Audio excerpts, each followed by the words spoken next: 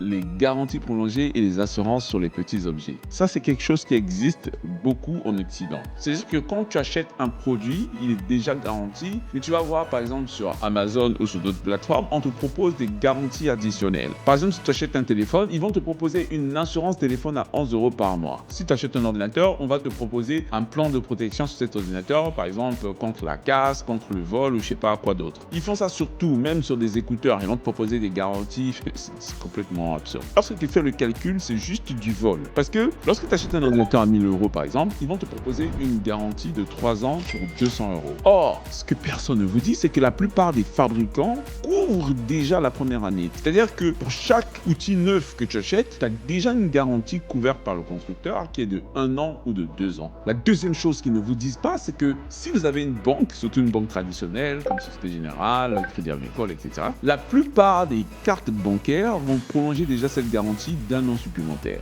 Donc, dans la plupart des cas, on te fait payer 200 € pour quelque chose que tu possèdes déjà. L'autre chose qu'on ne te dit pas, ce sont les statistiques. Parce que ce qu'il faut savoir, c'est que la plupart des appareils tombent en panne dans les 90 premiers jours. Et s'ils ne sont pas tombés en panne dans les 90 premiers jours, ils ont tendance à durer beaucoup plus longtemps que 3 ans. Donc en payant 200 €, tu assumes un risque qui n'arrivera probablement pas. Je vais te prendre un deuxième exemple. Tu prends l'assurance téléphone, c'est encore pire. Tu vas payer 11 € par mois, donc ça signifie 132 € par an. Écoute-moi bien, 132 € par an. En cas de casse, tu dois encore payer une franchise. Ils vont te dire par exemple, tu dois payer 200 € de franchise pour qu'on puisse prendre en charge ton téléphone. Donc tu payes 132 € par an et en plus tu payes 200 € de franchise pour qu'on puisse prendre en charge ton téléphone. Si j'étais à ta place, ce que j'aurais fait, c'est que j'aurais mis les 11 € par mois de côté.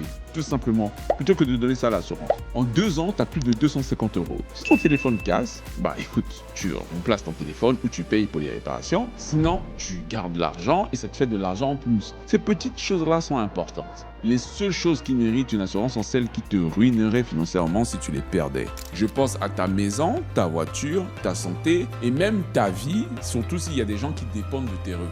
Ça, tu peux les assurer. Le reste ne compte pas sur les assurances. Assure ça par toi-même en faisant une épargne.